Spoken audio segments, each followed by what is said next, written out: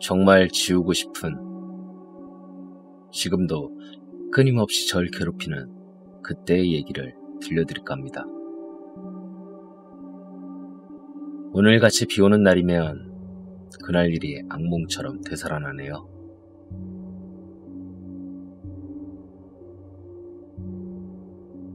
몇 년 전 휴가철을 맞아 오래간만에 서울에서 내려온 친구와 아무런 계획 없이 무작정 여행을 떠난 적이 있었습니다. 차를 타고 고속도로를 달리고 있는데 그날따라 비가 어찌나 내리는지, 아무리 무계획이라지만 기상청이라도 확인했어야 했는데,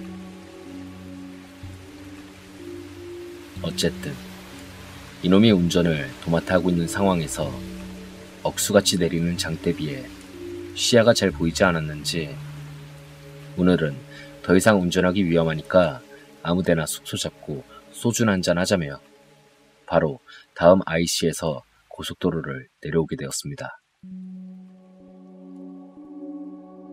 그렇게 도달한 곳은 아주 한적한 마을이었습니다.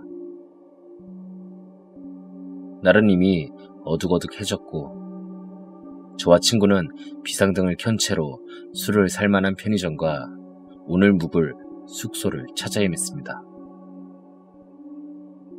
헌데 역시나 워낙에 인적이 드물고 유동량이 적은 곳이라 그런지 마을이 끝날 때까지도 마땅한 숙소가 없어 고민을 하던 찰나에 뜻밖의 텅 빈 도로 한복판에서 허름한 모텔 한 채가 덩그러니 있는 것을 봤습니다.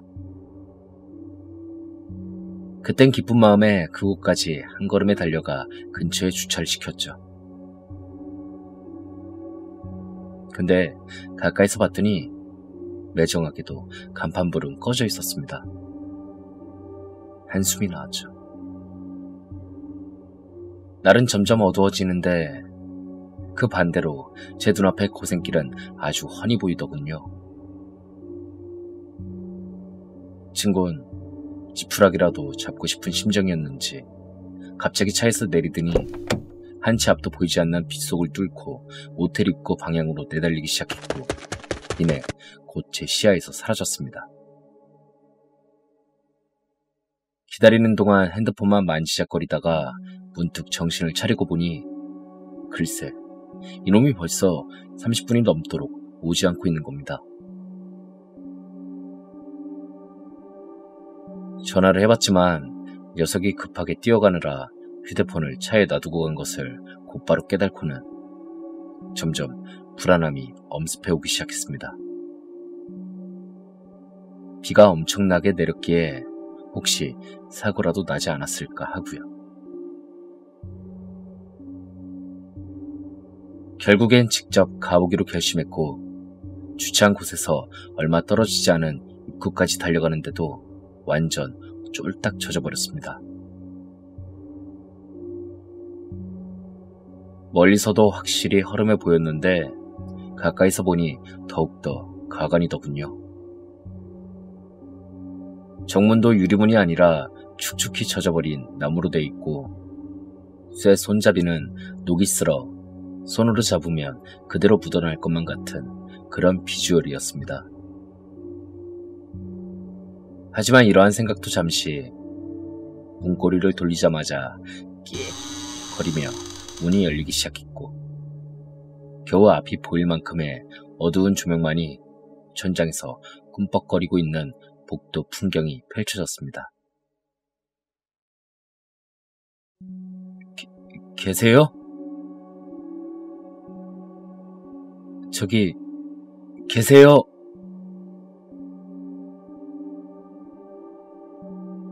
쾌쾌한 곰팡이 냄새가 코를 찔러 얼굴을 잔뜩 찡그리고 천천히 앞으로 걸어가는데 그때 갑자기 왼팔을 누가 덥석 잡는 거예요. 긴장하고 있던 탓에 짧은 외마디 비명을 지르며 손에 출처를 따라가 보니 어두워서 보지 못했는데 왼쪽 벽에 조그맣게 창문이 뚫려 있고 머리가 벗겨주신 분이 한 평 남지도 않게 보이는 방에 스탠드만 켜놓은 채로 계셨습니다. 허허허, 젊은 청년이 뭘 그리 놀래? 하시면서요.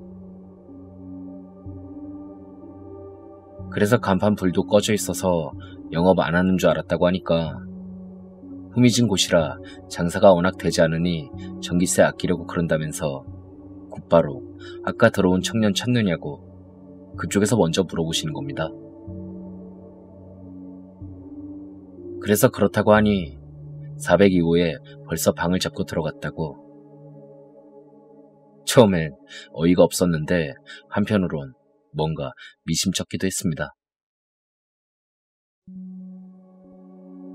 어쩔 수 없이 투덜대며 어두운 계단을 통해 올라가면서부턴 오히려 말도 안 되는 상황과 분위기에 알 수 없는 두려운 감정까지 들더군요.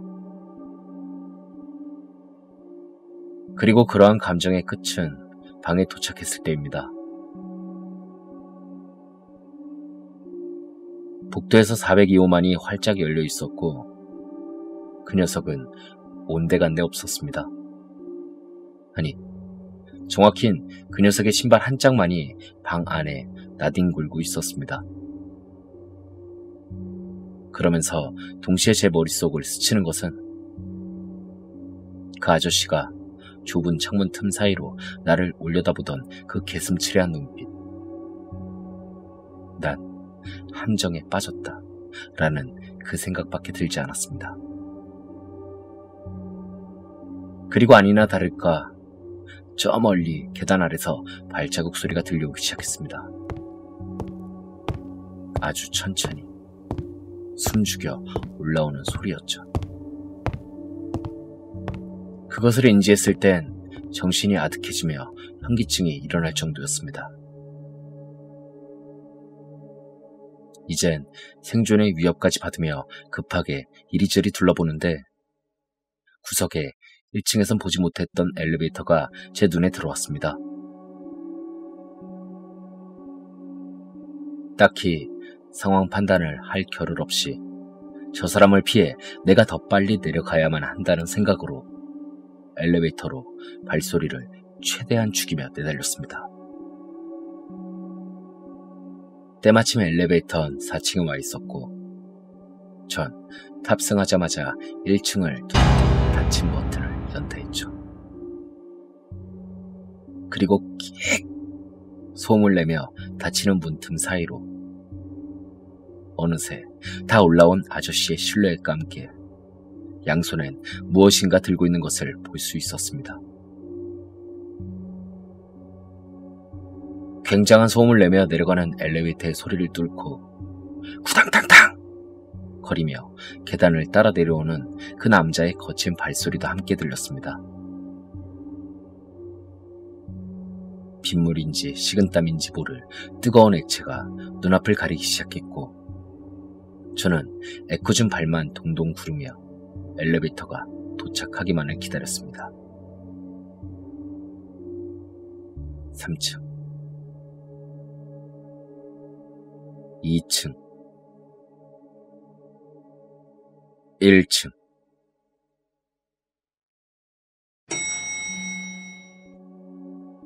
전 문이 열리자마자 먼저 도착해 앞에 서 있는 그 아저씨를 보고 경악을 금치 못했습니다. 그리고 그의 양손엔 모텔 수건이 들려 있었죠. 모텔 수건? 그리고 아저씨 왈.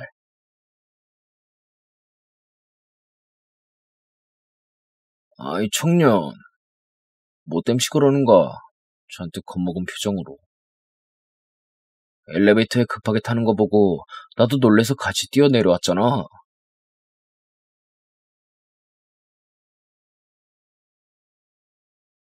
실은 이랬습니다. 친구는 사실 차에서부터 똥이 마렵다고 징징댔었는데 갑자기 모텔 쪽으로 달려간 것도 곧 쌀 것 같아서였다고요. 신발도 제대로 벗지 못하고 화장실에서 큰일을 보고 있었던 것이었습니다. 그리고 막상 변기에 앉아 한 건 하고 보니 그제서야 제 생각이 났는데 전화를 하려 해도 폰은 놔두고 왔고, 게다가 변비까지 있었던 터라.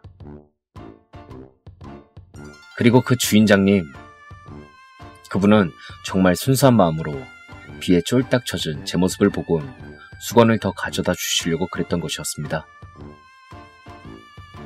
정말 지우고 싶던 제 인생 역대급 쪽팔림이었죠. 물론 당시엔 아주 자연스럽게 대처했었지만요. 어느덧 남양 특집의 계절인 여름이 왔네요. 하하. 공개 흥하길 바래요.